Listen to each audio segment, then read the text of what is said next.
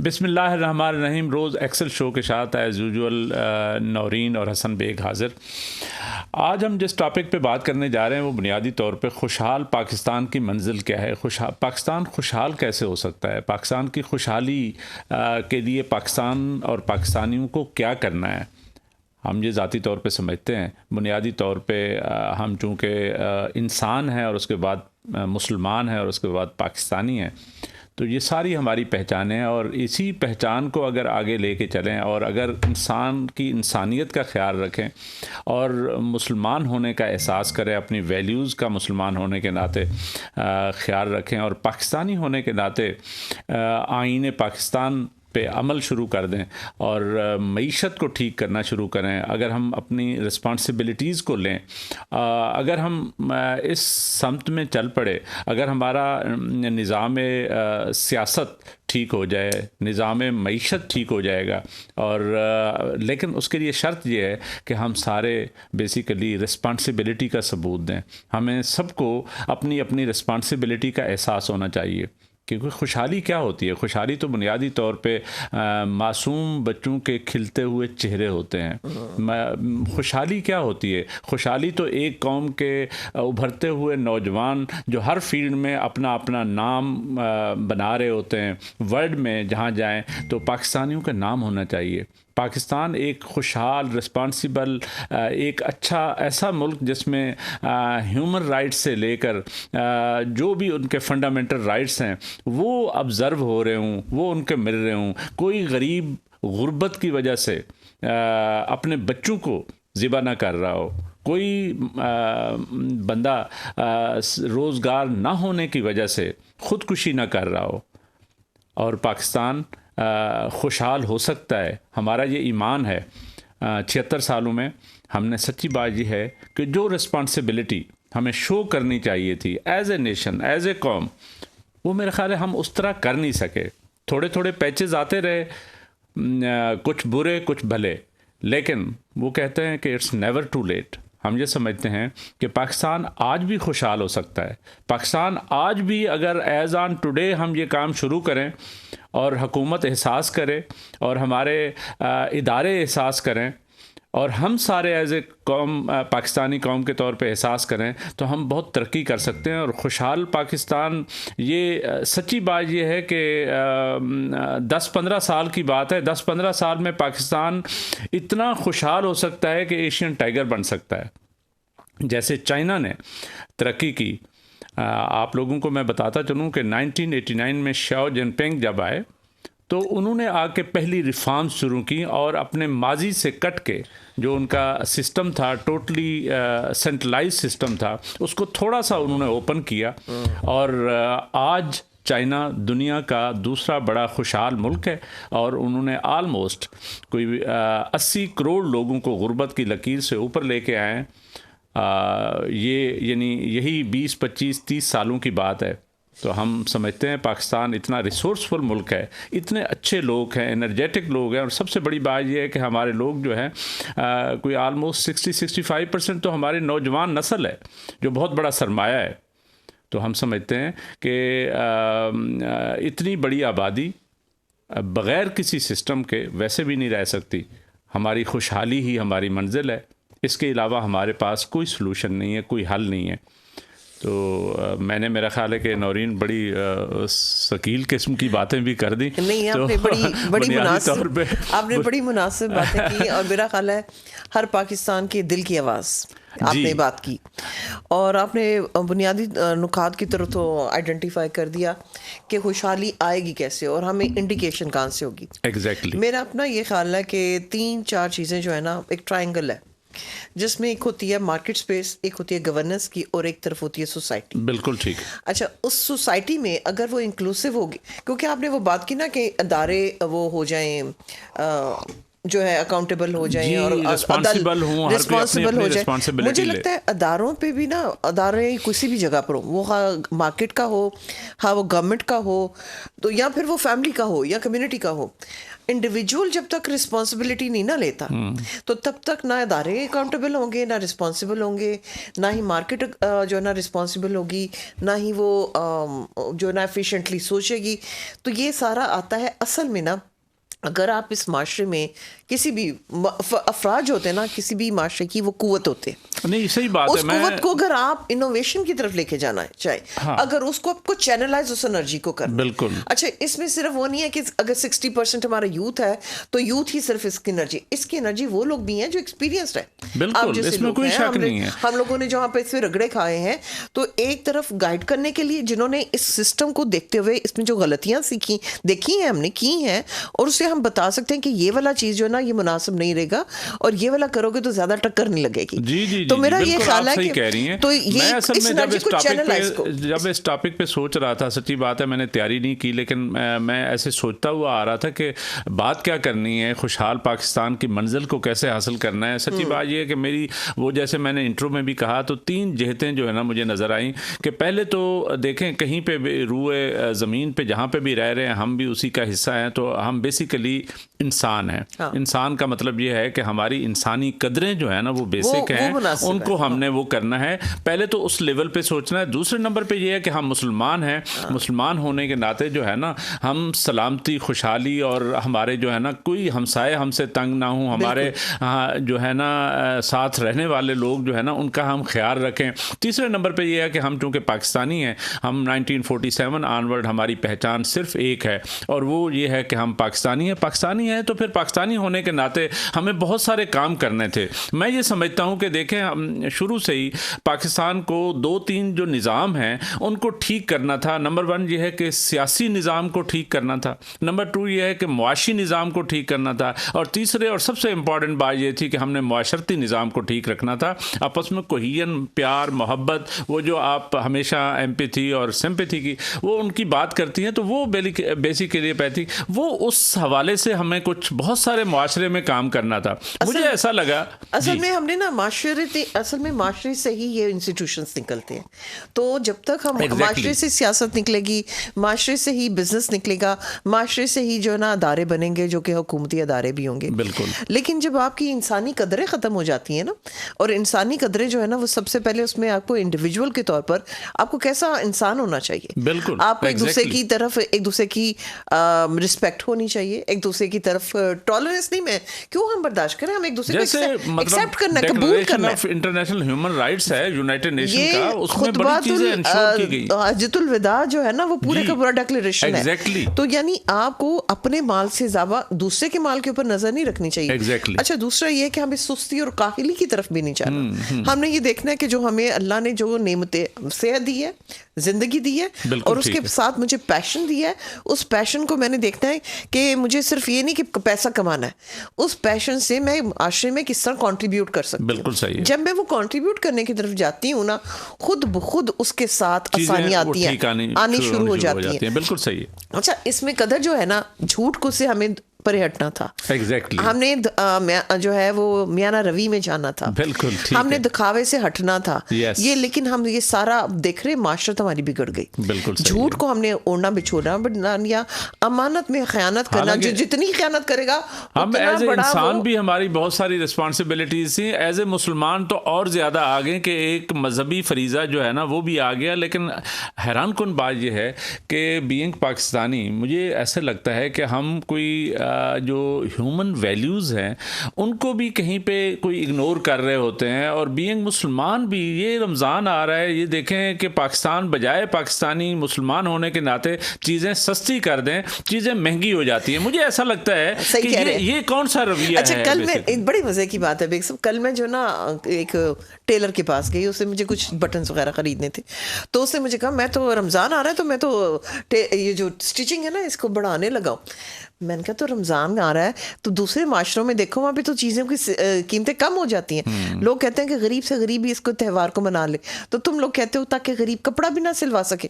कहता है अच्छा एक सिर्फ कहने की बात थी। उसने कहा बाजी आपने ये जो बात की है ना मुझे ये बहुत दिल को लगी है, मैं रमज़ान में नहीं करूँगा। मैंने अगर ये किया भी ना तो मैं रमज़ान के बाद करूँगा ताकि आराम से लोग मेरे से ये अगर सारे इंडिविजुअल्स इस तरह करना शुरू करें तो मैं आपको बताऊं बहुत सारी चीज़ें ठीक हो सकती हैं। अच्छा वो देखे ना ये सूरह असद जो हमें बताती है वो कहते हैं तुम ईमान तो लाओ मगर ईमान के साथ तुम अमल के ऊपर जाओ। बिल्कुल सही। जब तुम्हारा ईमान अगर बिल अमल नहीं है तो उसको कोई फायदा नहीं है।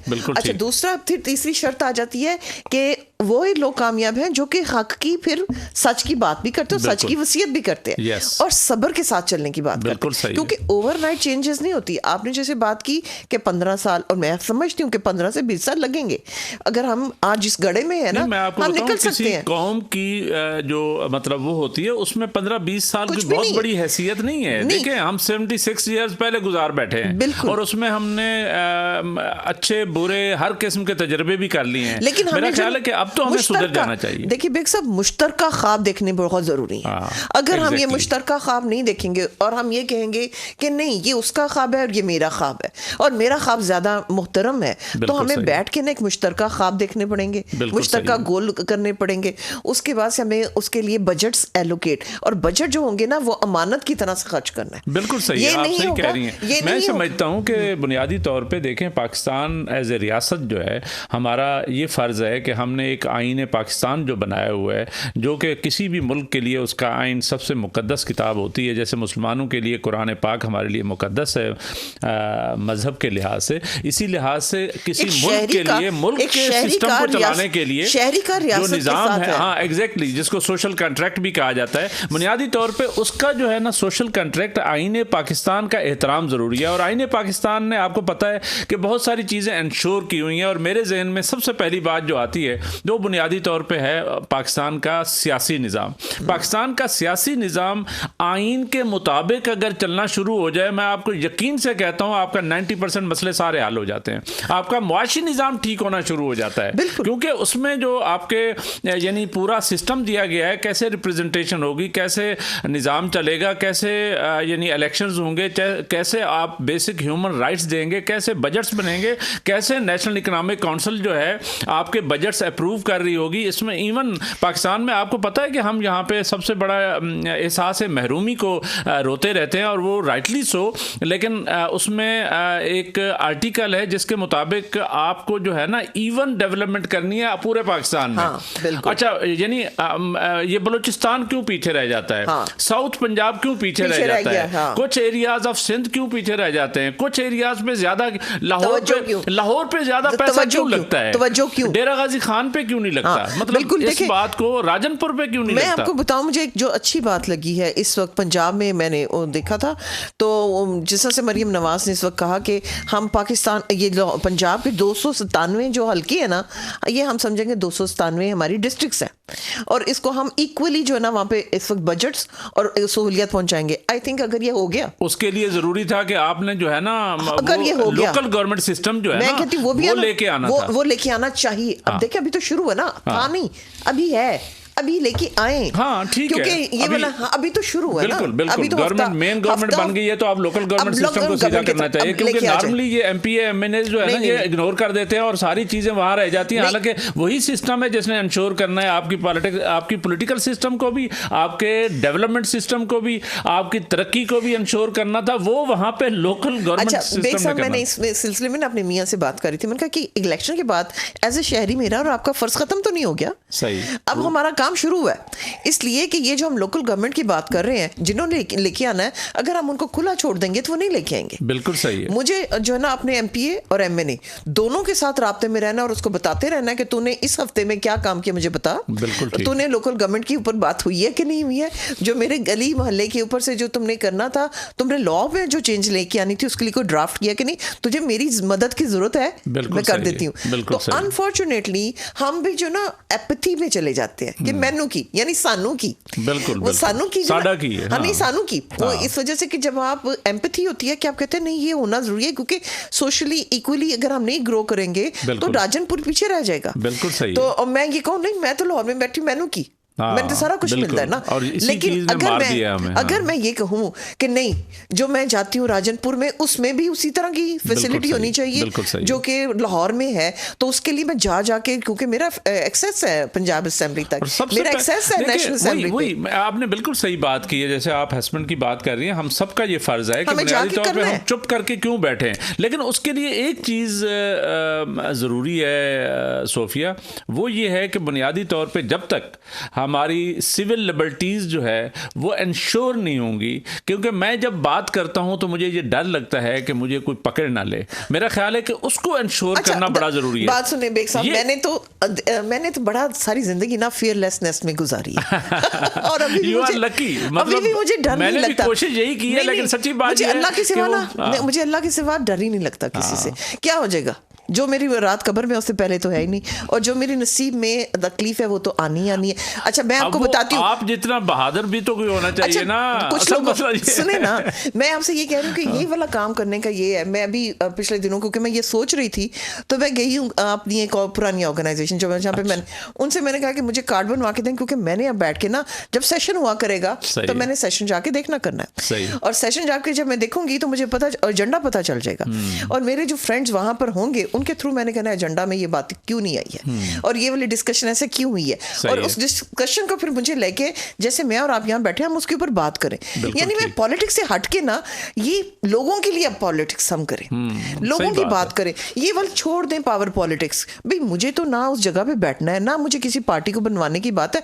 मेरा तो जो भी बन गया वजीर आजम, जो भी बन गया वजीर आला, और जो भी वो मेरे अब लोग हो गए ना। जो आप बात कर रही हैं बिल्कुल सही बात कर रही हैं, खूबसूरत बात कर रही हैं। यही असल में खुशहाल पाकिस्तान की तरफ अगर जाना है, अगर पाकिस्तान ने खुशहाल होना है, तो हमारा यही इब्तिदा है, यहीं से हमने शुरू करना होगा। हमने पहले तो अपना काबा किबला ठीक करें ना, ये सियासी निज़ाम तो ठीक करें, और हम एज ए इंडिविजुअल जो है लोगों को अकाउंटेबल तो बनाएं। जब हम खुद नहीं ये वक्त देने पे तैयार, लोगों को अकाउंटेबल बनाने पे तैयार है, तो वो क्यों हो जाएंगे? बिल्कुल ऐसे ही है, ऐसे ही जब तक उनको मुसलसल आप उसका पीछा नहीं करेंगे। ये जो ना, मैंने वोट पीपल्स पार्टी को डाला हो या ना हो, पीटीआई को डाला हो या ना हो, मुस्लिम लीग नून को डाला हो कि ना हो, now they are answerable to me. बिल्कुल सही है। तो मुझे, और वो मेरे रिप्रेजेंटेटिव है, वो मेरे मुल्क को अगर लीड कर रहे हैं तो मेरे भी उतने ही है। मेरा अली अमीन गंडापुर भी मेरा उतना ही है जितना मुराद दलीशा। बिल्कुल हमारे लिए सब बराबर है। तो मुझे अगर ये लगे कि किसी भी जगह पे कोई भी मसला हो रहा है, तो मैं कहीं भी हूँ,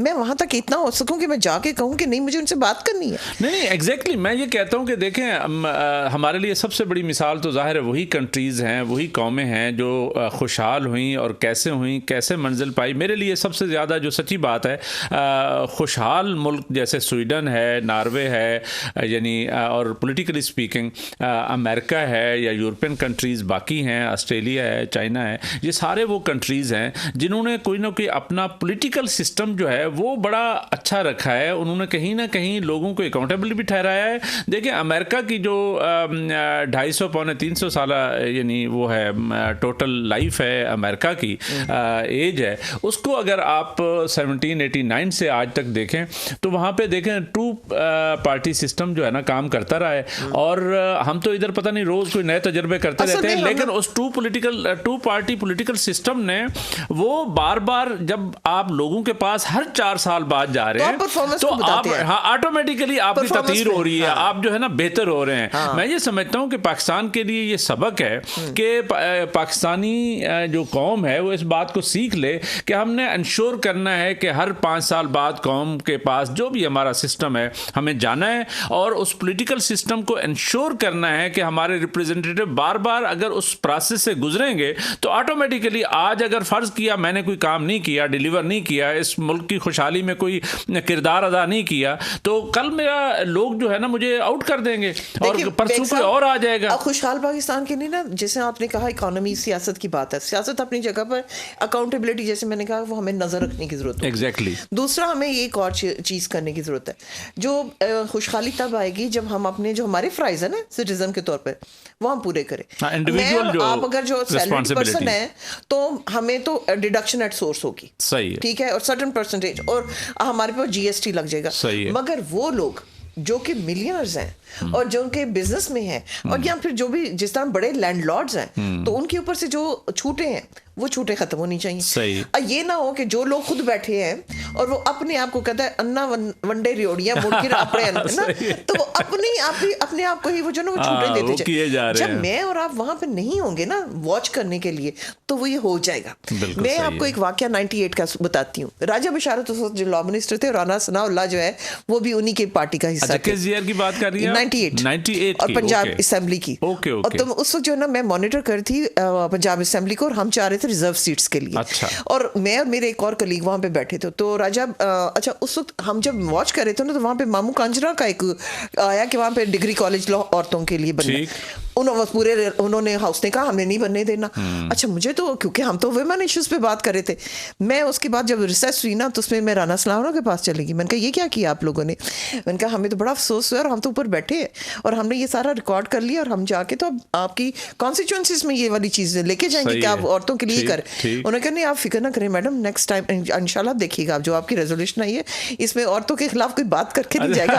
अच्छा, नेक्स्ट डे जो है ना हम बैठे हुए थे और मैंने सिर्फ एक चिट भिजवाई कि हम उस रेजोल्यूशन का इंतजार करें। बेग साहब आप यकीन नहीं करेंगे, पंजाब असेंबली जो कि इस पे मूव करने पे तैयार नहीं थी, उन्होंने यूनानिमसली पास किया पूरी की पूरी, कोई एक बंदे ने उसके, और रिजर्व सीट्स पंजाब असेंबली ने रेजोल्यूशन पास की।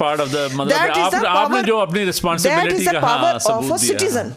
लेकिन सिटीजन विजिलेंट होना जरूरी है, सिटीजन को थोड़ा सा बैठना जरूरी है। अब मैं उस वक्त जो है ना एक जॉब का हिस्से में थी, लेकिन आज मैं जॉब में नहीं हूँ, लेकिन मैं ये काम करने पे तैयार हूँ। काम तो हो सकता है ना, देखिए कहीं ना कहीं कंट्रीब्यूट तो कर सकते हैं ना। मैं काम करने पे तैयार हूँ, और मेरे साथ मेरे जैसे कुछ और लोग भी हो जाएंगे। मैंने आपको अपना आर्टिकल भी भेजा जो कल आया था मेरा द न्यूज में, पता नहीं आपने न्यूज नहीं, मैंने नहीं देखा, मैं देखूंगी। हाँ, मैंने आपको भेज भी दिया है। तो बेसिकली देखें आगे हमारे लिए ये जो पॉलिटिकल सिस्टम है ना, मैंने उसमें 3 चीज़ों का बड़ा जिक्र किया है।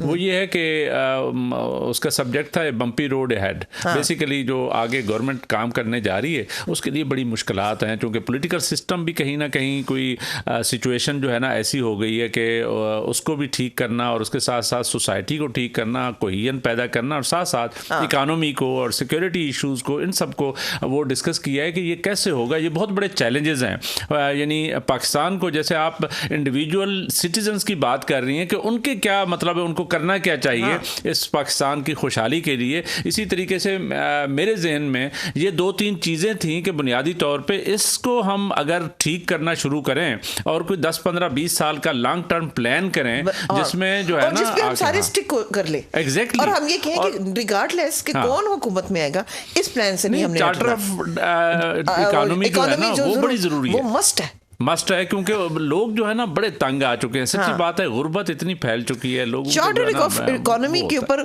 कोई बंदा इसका ये जुर्रत ना हो कि उस चार्टर से हिल जाए। और मेरा ये ख्याल है कि देखें हमारे चलें अब थोड़ा सा मईशत के हवाले से अगर बात करें तो हमारा सबसे बड़ा चैलेंज, यकीन करें, वो ये है कि हमारे पास रिसोर्सेज भी हैं और हमारे पास चीज़ें भी हैं, हमारे पास एक कम्पैक्ट सिस्टम भी है, हमारे पास आइन भी है, हमारे पास लोग भी हैं। अब उनमें करना क्या है? करना ये है कि बुनियादी तौर पे आपने पहले जो है ना मेन हमारा जो प्लानिंग कमीशन है, जो प्लानिंग का मिनिस्टर है, उसको चाहिए कि वो प्लान पेश करे कैबिनेट को, गवर्नमेंट ऑफ पाकिस्तान को, कि ये हमारा खुशहाली का प्लान जो है ना ये 15-20 साल पे इस तरह होगा जिसमें एक शॉर्ट टर्म आ जाएगा, एक मीडियम टर्म आ जाएगा, एक लॉन्ग टर्म आ जाएगा। मेरा ख्याल है कि कैबिनेट को तो जब पेश कर रहे हैं उससे पहले, क्योंकि इसमें थोड़ा सा टाइम तो लगेगा ना, हाँ, ये इसका इंटरफेस लोगों के साथ भी खोल दें।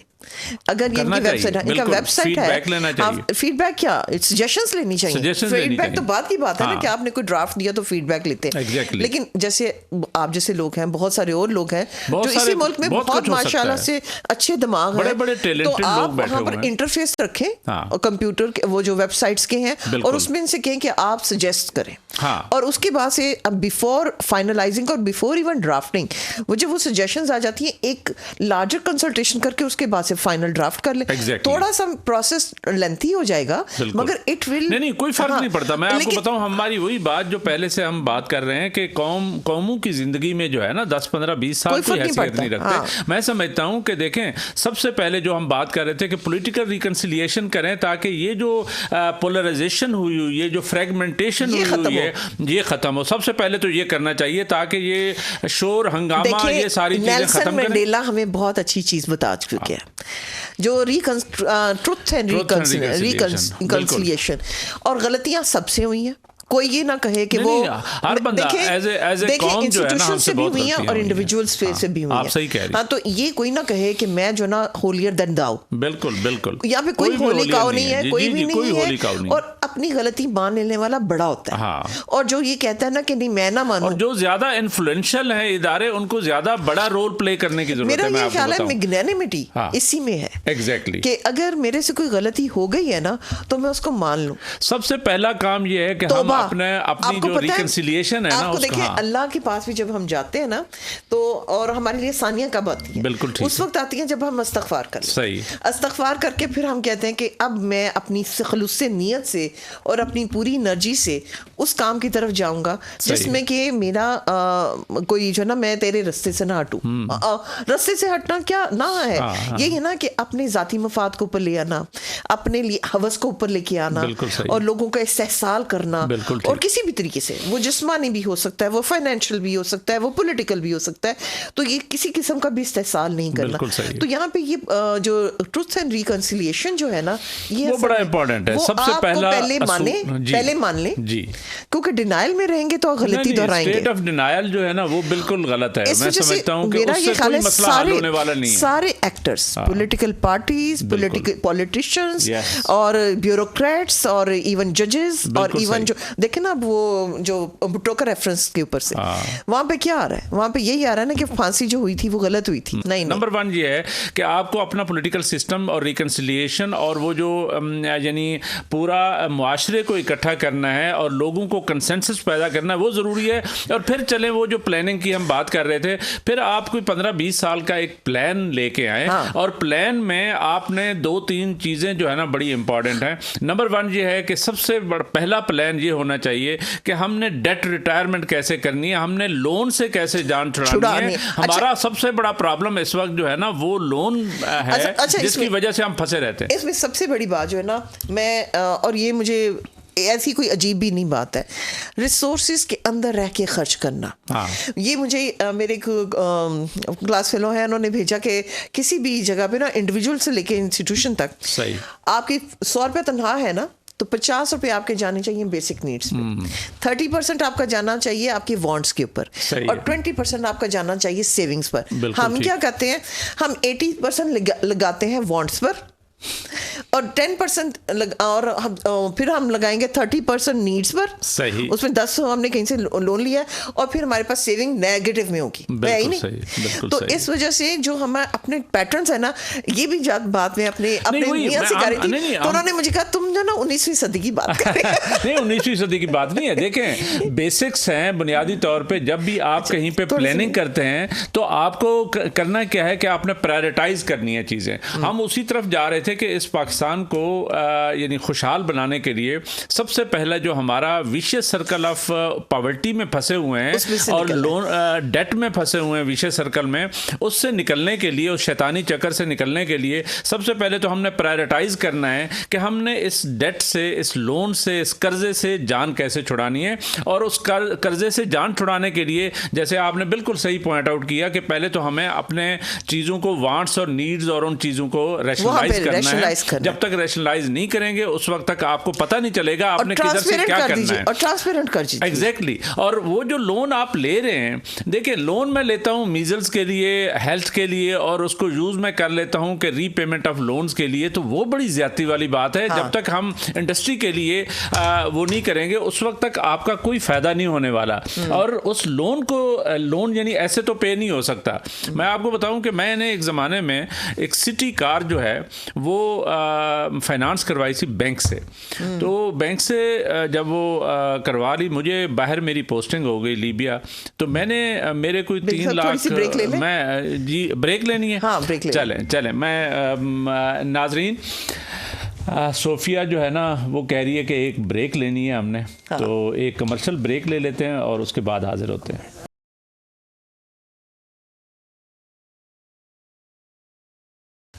नाज़रीन वक्फे के बाद एक दफ़ा फिर हाज़िर। हम डिस्कस ये कर रहे थे सोफिया के साथ कि बुनियादी तौर पे पाकिस्तान को जैसे सियासी निज़ाम को जिसमें रिकन्सिलिएशन की ज़रूरत है और एक कंटिन्यूटी की ज़रूरत है और एक पॉलिसी कंटिन्यूटी की ज़रूरत है, इसी तरीके से हमारा मुआशी निज़ाम जो है उसको भी ठीक करने की ज़रूरत है। और हमने आइडेंटिफाई ये किया है बुनियादी तौर पर हमारा जो कर्ज़ का प्रॉब्लम है, कर्ज़े में पाकिस्तान जकड़ा गया है, जिसकी वजह से हम रोज़ दुनिया जहान से कर्ज़ों के लिए भाग रहे होते हैं और कर्ज़ लेने वाले की क्या इज़्ज़त होती है, वो बार बार वज़ीर आज़म साहब भी कहते हैं।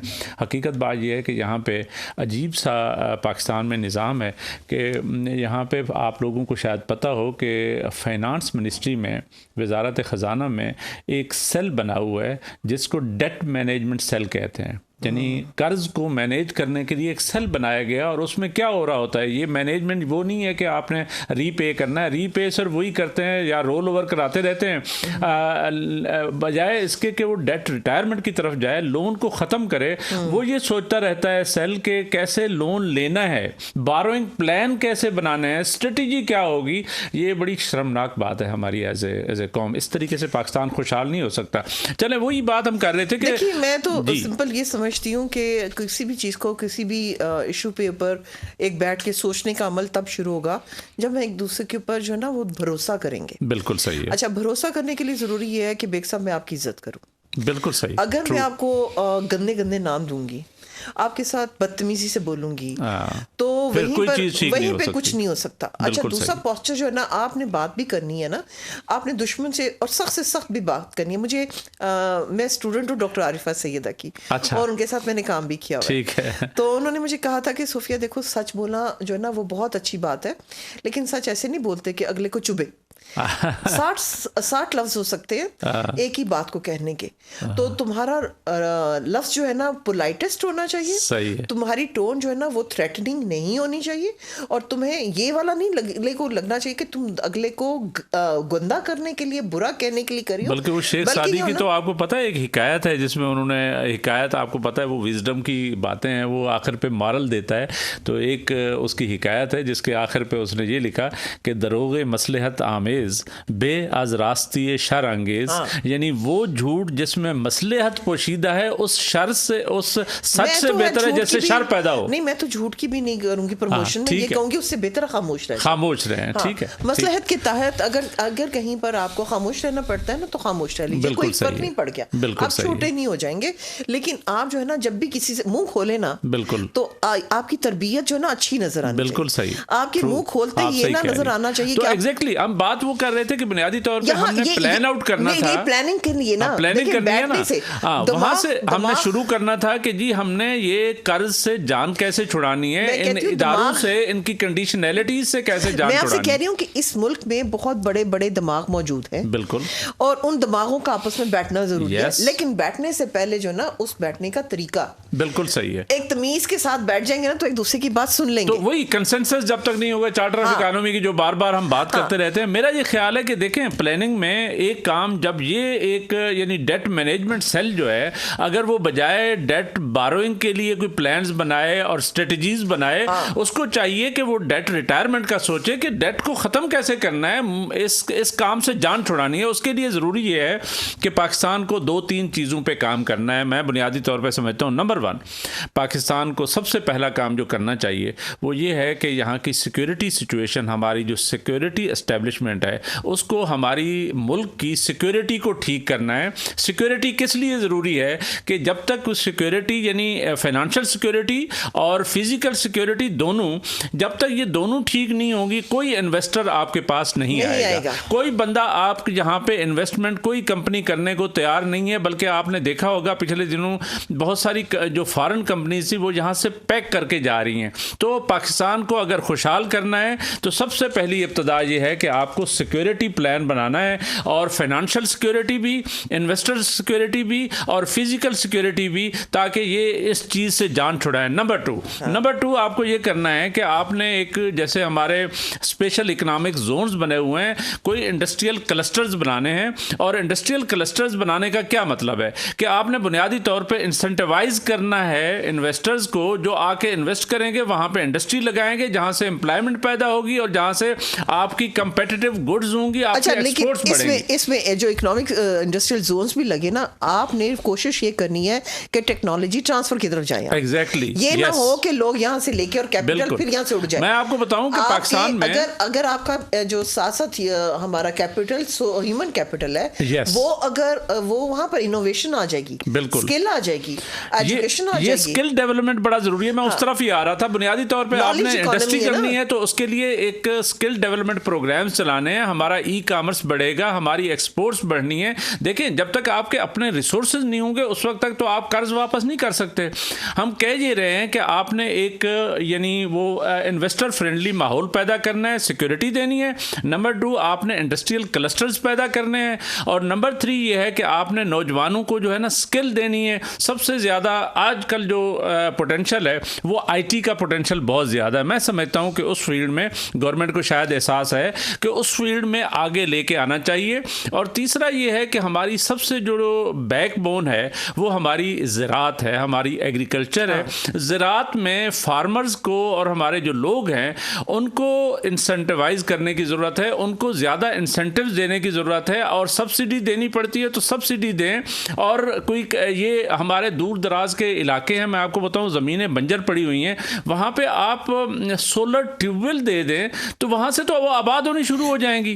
तो आप ये काम क्यों नहीं करते? मैं थोड़ा सा ना सस्टेनेबल एग्रीकल्चर के पर भी मेरा कुछ काम जो अभी 10 ईयर्स से बताया ना, फिर उसमें मैंने इंडिया, बांग्लादेश और श्रीलंका और नेपाल चीजों इनका ना विजिट भी किया था। बिल्कुल ठीक। तो वहाँ पे मुझे ये नजर आया था कि जो हम मोनोक्रॉपिंग करते रहे ना, उसकी वजह से हमने बहुत सी स्पीशीज जो फूड चेन में थे वो खत्म कर दी हैं, वेराइटीज को।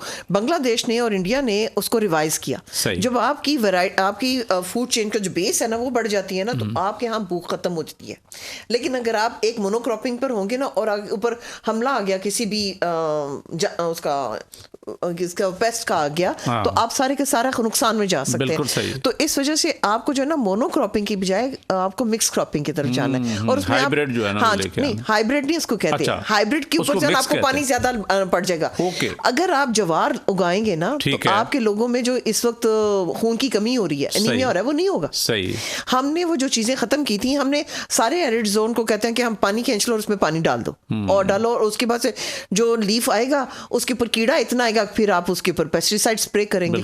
तो आपने जो एग्रीकल्चर था ना उसको आपने प्रॉफिटेबल की बजाय अनप्रॉफिटेबल कर दिया। एग्जैक्टली। तो इस वजह से आपको ऑर्गेनिकली सस्टेनेबल वे में ऐसे एग्रीकल्चर को करना है कि आपकी क्रॉप जो है ना ऑर्गेनिक भी हो, उसकी मार्केट वैल्यू आपको बाहर ज्यादा मिलेगी। अगर आप दूसरा ये कि एक ज़राई मुल्क है, इनऑर्गेनिक करेंगे तो आपकी जमीन भी खराब, आपका पानी भी खराब, आपकी मछली, आपका शहद, वो सारी चीजें खत्म हो जाएंगी। बिल्कुल सही कह रही है। बुनियादी तौर पे देखें, हम ज़राई मुल्क हैं, और ज़राई मुल्क में जब मुझे पता चलता है कि 500 रुपए किलो प्याज बिक रहा हो और 600 रुपए किलो जो है ना टमाटर बिक रहा हो और 400 रुपए 300 रुपए किलो जो है वो आलू बिक रहा हो, तो मुझे सच्ची बात है, बात समझ नहीं आती कि हम किस अजाब में से गुजार रहे हैं इस कौम को। कहाँ से हमारी गलतियाँ कहाँ हैं? हम इस मुल्क को इतना, मैं आपको सही बात बताऊँ, अभी 22-23% है हमारी GDP का ज़राअत जो है ना, अगर इसको थोड़ा इंसेंटिवाइज करें, चीज़ें बेहतर करें, कारपोरेट फार्मिंग की तरफ जाएँ, आपका 46% ऑफ द GDP पे जा सकते हैं। तो आप वो काम क्यों नहीं करते जिसमें आप इस मुल्क को जो है ना, तो वो भी है। दूसरा ये भी है कि आप कॉर्पोरेट फार्मिंग में ना आपको लैंड होल्डिंग्स बड़ी करनी पड़ेंगी और चंद लोग उस पे कॉर्पोरेट सेक्टर उस पे कब्जा कर लेगा। तो आपकी फिर फिर आपके कॉर्पोरेट सेक्टर को करें फॉरेन डायरेक्ट इन्वेस्टमेंट की तौर सुनिए वो हुई नहीं ना इंप्लीमेंट पूरी, क्योंकि फॉरेन डायरेक्ट इन्वेस्टमेंट के थ्रू अगर आप ये कॉर्पोरेट फार्मिंग करवाते हैं तो इसराइल वाला फ़लस्तीन वाला हाल हो सकता है। अल्टीमेटली आपको you need to be very careful what you are going to do. तो आपने जो करना है ना, यहाँ पे इस मुल्क की आबादी के लोगों को जब आप थोड़ी सी पहले ट्रेनिंग दें कि कैसे उन्होंने एग्रीकल्चर को करना, उसके बाद उनको प्लॉट्स दे दें।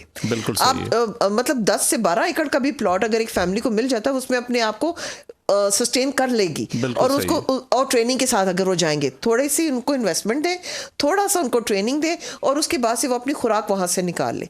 आपको जो स्टेट का काम रह जाएगा वो उसको एजुकेशन देना और उसके साथ में उसको हेल्थ को प्रोवाइड करना। चलिए, ये आपने अच्छी प्रपोजल दे दी। मेरे जहन में एक और बात भी थी सोफिया, जो हमने डिस्कस करनी है। बुनियादी तौर पे देखें, जब हम ये इकानमी की बात कर रहे होते हैं, जैसे हमने सियासी बात की, इसी तरह मुआशी हवाले से, पॉलिसीज़ के हवाले से हम बात कर रहे हैं। एक और चीज़ जो है ना, वो आपका जियो पोलिटिकल सिस्टम है, जैसे जियो इकनॉमिक है, वो जियो पोलिटिकल में आपने हमसायों के साथ ताल्लुकात ठीक करने हैं, सो दैट कि आपका ये वाला जो सिक्योरिटी का, बॉर्डर्स का प्रॉब्लम है, ये तो ख़त्म हो। कम अज़ कम हम हर वक्त जो है ना यही सोचते हैं कि हमने अपने डिफेंस को ठीक करना है। आप न्यूक्लियर है, आपको कोई खतरा नहीं है, अल्लाह माफ करे। इंडिया को खतरा ना, हमें किसी को कोई खतरा नहीं। लेकिन पता क्या असल में ये होता है कि हमें अपना वहां से डिफेंस का में से बजट हटा के ना, इंडिया को भी और पाकिस्तान को भी ये लोगों की गुर्बत खत्म करने की तरफ लेके जाना चाहिए। और ये वाली कोई इतनी नामुमकिनात में से नहीं है। फ्रांस और इंग्लैंड और जर्मनी, इनके आपस में कितने मसाइल थे। ये इकोनॉमिक ब्लॉक बने कि नहीं बने, और आपको पता है वहां रहते हुए क्यों नहीं खत्म कर सकते। आपको पता है यूनाइटेड नेशंस से सारे इदारे जो है वो जनीवा में बन रहे थे, इसलिए कि जनीवा के पास कोई आर्मी नहीं थी, वो सिर्फ पुरअमन था।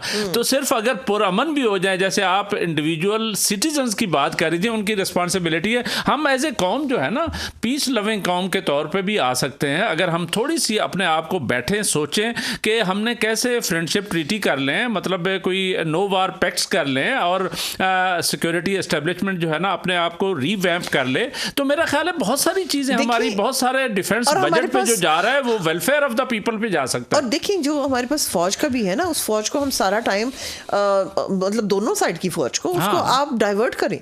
बिल्कुल हो सकती है वो फौज जो है, क्योंकि इकोनॉमिक सिक्योरिटी असल में आजकल कौमों की सिक्योरिटी है। आजकल जो इकोनॉमिक पावर है वही वर्ल्ड पावर है। अमेरिका इसलिए नहीं है कि उसके पास फौज ज्यादा है, उसकी सिक्योरिटी एस्टेब्लिशमेंट भी बहुत होगी, लेकिन जापान को देख लें, मतलब ये इवन चाइना आगे आ रहा है। तो सारे जो है बेसिकली इकोनॉमिक सिक्योरिटी जो है ना वो इंश्योर करना मेरा ख्याल बड़ा जरूरी है, और उसके लिए जरूरी है कि हम अपने हमसायों के साथ ताल्लुकात को ठीक करें, अपनी इकोनॉमी पे तवज्जो दें, खुशहाल पाकिस्तान के लिए। उसके लिए citizen ethics, individual ethics, social ethics और सोशल वैल्यूज वो बहुत इंपॉर्टेंट है। वो अगर जब तक आप मेरा ख्याल है, हाँ, वो हर बंदा, वो आप राइटली सो, मैं उस तरफ आ रहा था कि बुनियादी तौर पे माशरती लेवल पे हमने क्या करना है। देखें, बात ये है कि मुआशरे कैसे खुशहाल रहते हैं, कैसे खुश रहते हैं, उनमें एक यानी वो एक वाइब्रेंट किस्म की चीज़ कैसे पैदा की जाती है। मैंने पिछली दफा भी जब हमने इलेक्शन के बाद बात की थी तो मैंने आपसे ये कहा था कि अनफॉर्चुनेटली जो है ना एक बेमहार, शुतर बेमहार मीडिया, सही शुतर बेमहार, मैं ये नहीं कह रही कि आवाज को कर्ब कर दो, लेकिन जो मीडिया मालिकान है, यहाँ तो वो हाई कोर्ट पूछ रही है कि एक्स को क्यों बंद किया हुआ, यहाँ पे तो बाबा आजम नहीं, बात सुनिए ना, मीडिया मालिकान उनका एजेंडा ना आगे हो। एजेंडा जो है ना वो वहां पे वर्कर्स का नहीं आ रहा, सही है, यहाँ पर ये आ रहा है कि और ना सिटीजन्स का आ रहा है। ये है कि किसके साथ कौन जुड़ा हुआ है, उसी के हिसाब से उसको प्रमोशंस हो रही हैं। तो यहाँ पर और उसके हिसाब से वो पॉलिटिकली जो है ना वो उस प्ले करना शुरू कर देते हैं। तो लोगों को तोड़ने का अमल शुरू कर देते हैं, पोलराइजेशन बढ़ा देते हैं बजाय जोड़ने की तरफ ले जाने के ना, क्योंकि आप कोई तीलियां लगाते हैं ना, तीली मत लगाए। मतलब ये है कि आप बिल्कुल सही कह रही हैं। और हमारी लीडरशिप जो है ना, मैं आपको बताऊं कि जैसे नौजवान जो है ना, मैंने देखा है कि खान साहब के नाम पे जो है ना बड़े मतलब है वो एक्साइटेड हो जाते हैं। तो एक होप भी देने की ज़रूरत है कौम को, जो है ना एक उम्मीद देना कौमों को। यानी हमारे नौजवान जो इतने मायूस हैं, यकीन करें, वो जाए ना वहाँ पे जहाँ पे वो जैरीज वाले जो है ना वो वीज़ू शीज़ू का कोई काम सर्विसेज देते हैं, वहाँ पे इतना रश लगा होता है इसलिए कि वो भागना चाहते हैं। मैं यकीन से कहता हूँ ये मुल्क कितना अच्छा है, ये मुल्क कितना खुशहाल हो सकता है कि सारे दुनिया जो है ना, जैसे वो कहते हैं इंडिया वापस आ रहे हैं, तो बात ये है कि सारे पाकिस्तान वापस आ जाएं। अगर हम उनको ये उम्मीद दें कि यार यहाँ पे कारोबार है, यहाँ पे बिजनेस है, यहाँ पे सिक्योरिटी है, यहाँ पे लोगों के जो सोशल कोहिजन जो है ना वो हो। जैसे आप बार बार इंडिविजुअल की जो बात करती है वो बड़ी खूबसूरत बात है बुनियादी तौर पर। वो अगर हम आपस में प्यार मोहब्बत में रहना शुरू करें और हमारे मुआशरा कोहिसिव हो जाए तो हमें बहुत सारे मसले मसाइल हल हो सकते हैं। जो है ना तशद्दुद की तरफ और एक एक होता है एक दूसरे को एक्सेप्ट ना करने की तरफ, जो एक मेंटालिटी है ना, एक तो कोई भी अक्ल कुल नहीं है। बिल्कुल सही है। और हम तैयार रहें कि जो दलील आप मुझे देंगे अगर वो मुनासिब है तो मैं उसको एक्सेप्ट कर लूं, वो मेरे पॉलिटिकल व्यू से एग्री करूं मैं उससे या ना करूं, लेकिन अगर वो ठीक है तो मुझे एग्री करना है। इसी तरह से अगर कोई मैं बात कह रही हूं और उसमें, लेकिन हमने प्रोपेगेंडा पे नहीं जाना। हमें जो ना तहकीक किए बगैर, सूरह हुजरात पढ़ लें। सूरह हुजरात ये कहती है कि बगैर तजस्सुस एक तुम मत करो, अगले के घर जा जाके उसकी नक्शा निकालो, और दूसरा बगैर तहकीक के बात को आगे मत बढ़ाओ। बिल्कुल सही। क्योंकि बगैर तहकीक के जब आप बात आगे बढ़ाते हैं तो वो झूठ को फैलाते हैं, और झूठ की वजह से आप दूसरों की एविडेंस बेस्ड चीजें होनी चाहिए। देखिए ना, ये जो डेफेमेशन की क्लॉज है वो स्ट्रिक्ट कर लेना, curbing of freedom of speech मत करें आप डेफेमेशन के लॉस को, जिस तरह से इसने किया है इंग्लैंड ये नहीं कहता कि तुम ना बोलो, वो कहता है तुम गलत बोलोगे ना, और को जो है ना नहीं बोलोगे गलत। और जैसे ARY को या दूसरों को वहां पर हुए हैं इंग्लैंड में, बिल्कुल जुर्माने हो गए, तो यहाँ पे भी जुर्माने होने चाहिए।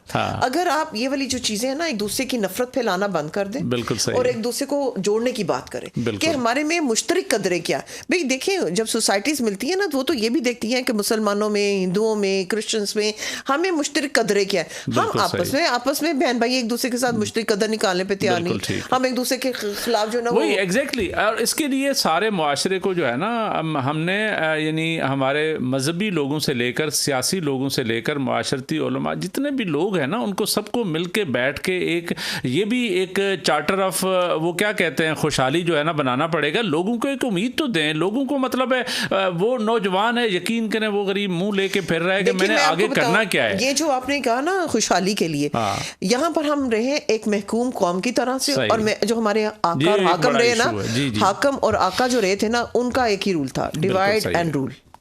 अच्छा, वो वाला टूल जो है ना वो आज भी यूज हो रहा है, आज भी यूज हो रहा है। अच्छा, डिवीजन किस बेसिस पर होगी? पॉलिटिकल, लैंग्वेज, आपके एथनिसिटी, आपका मजहब, ये सारे और फिर टूल यूज कर लेंगे ना, लेकिन मेरा मतलब है कि ये तोड़ने की, ताकि असल इशू की तरफ बात ना जाए। अब जो भी बंदा पॉलिटिकल पार्टी की वजह से एक दूसरे से लड़ा, वो ये नहीं सोच रहा बेवकूफ कि ये असल में तुम्हारा है वाले जो लोग हैं ना, वो तुम्हें उसकी तरफ फंसा के तुम्हारे मुस्तकबिल को नहीं आगे लाने। सही बात है। देखिए, जब तक आप नौजवानों को जो है ना ये सकाफती और सकाफती मेले जैसे होते हैं या म्यूजिक गालाज होते हैं, या वो जब तक ये काम के साथ साथ, देखें वेस्ट क्या करता है कि सारा हफ्ता जो है ना वो दबा के काम करते हैं और वीकेंड अपना वो रखते हैं, तो लोगों में एक उम्मीद पैदा हो जाती है ना, वीकेंड गुजारा और फिर काम पे जुट गए। तो मेरा ये ख्याल है कि पाकिस्तानी कौम को और नौजवानों को सबको इस बात की भी ज़रूरत है कि हम उनको एनकरेज करें, चीज़ों को कोई उनके आउटलेट्स दें, उनको मतलब सैर सपाटा, कोई जैसे हमारा टूरिज्म है, लेयर है, टूरिज्म है, उसको बेहतर करें। उसके लिए हमें आगे जाना चाहिए। मेरा ये ख्याल है कि लेयर और लर्निंग दोनों को मिक्स करें। बिल्कुल सही। अगर आप सिर्फ टोटल लेयर पे जाएंगे ना, तो टोटल जो बेमहार शुतर बेमहार की तरह से, अगर मैं जैसे मैं अगर जाती हूँ मरी जाऊंगी ना, तो बिफोर गोइंग देयर मैं ये वाला ट्रिप भी कर सकती हूँ कि इसमें कैसे कुछ ऐसे प्रोफेसर्स ले लूँ जो इकोनॉमिक्स पर हों, जो बताएं कि यहाँ पे कौन कौन सी चीजें होती हैं, यहाँ हिस्टोरियंस हो जाएं, थोड़े मिक्स हो जाएगा। बेस्ट मिक्स हो सकता है। जब मैं वहां जाऊं तो वो जो सारे लोग हैं उनसे सीखूं भी, लोगों से मिलूं भी, और उसके बाद से उसको एंजॉय प्रॉपर करके। लेकिन अगर मैं ये वाला करूं कि मैंने सिर्फ नाचना है शाम के वक्त, तो वो जो बेहंगम नाचना, उस नाचने के लिए, या फिर मैं आपसे ये नहीं कह रही कि नाचना बुरी बात है, नाचना बहुत अच्छी बात है, प्रोवाइडेड आप रिस्पेक्ट करें। बिल्कुल सही है। Sofia, thank you very much. आज आपको भी बड़ा बोलना पड़ गया, आप वैसे भी अच्छा बोलती हैं। तो नाजरीन, आज हम बुनियादी तौर पे डिस्कस ये कर रहे थे कि खुशहाल पाकिस्तान की मंजिल को कैसे हासिल किया जा सकता है। उसके लिए हमारे नज़दीक जो सबसे ज़्यादा इम्पॉर्टेंट चीज़ है वो ये है कि हमारा जो सियासी निज़ाम है, सबसे पहले उसको हमें बेहतर करना होगा, लोगों को उम्मीद देनी होगी, और मुआशी निज़ाम को ठीक करना होगा, लोगों को सिक्योरिटी देनी होगी, हमारे जो यहाँ पे इंडस्ट्रियल क्लस्टर्स हैं पैदा करने होंगे, स्किल देनी होगी, और उसके साथ साथ हमें कहीं ना कहीं एग्रीकल्चर को, ज़राअत को अहमियत देनी होगी, और कर्ज़ उतारने होंगे, ताकि हम कर्ज़ तले जो है ना, कोई कौम जो है ना, मकरूज़ कौम, वो तरक्की नहीं कर सकती, खुशहाल नहीं रह सकती।